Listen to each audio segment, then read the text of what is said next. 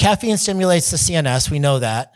Increases adrenaline, cortisol, heart rate, as well as alertness and arousal.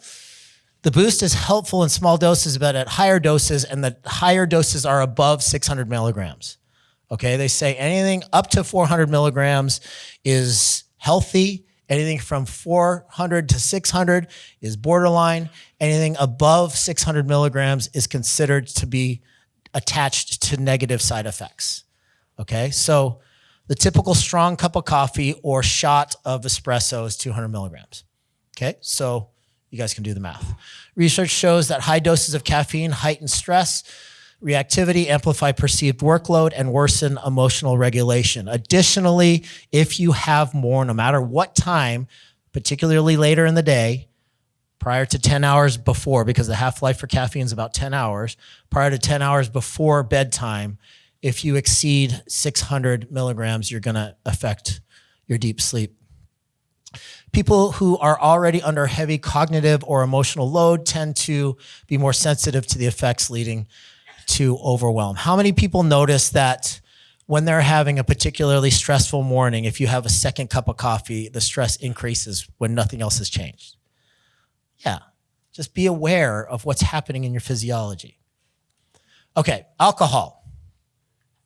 Alcohol works as a short-term depressant and anxiolytic, but its downstream effects increase overwhelm, especially in the 12 to 48 hours after consumption.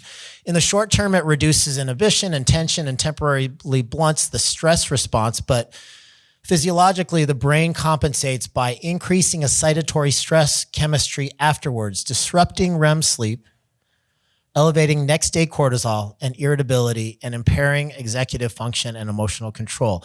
Aside from a headache and just general lethargy, how many people feel a little bit anxious after a big bender the next day?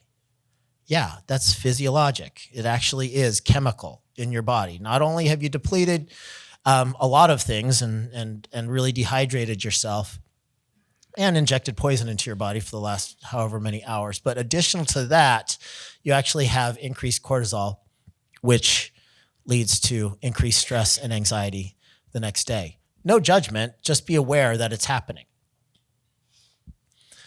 This produces what many studies call the rebound anxiety, and many people experience overwhelm, emotional volatility, and reduced resilience to stressors the day after.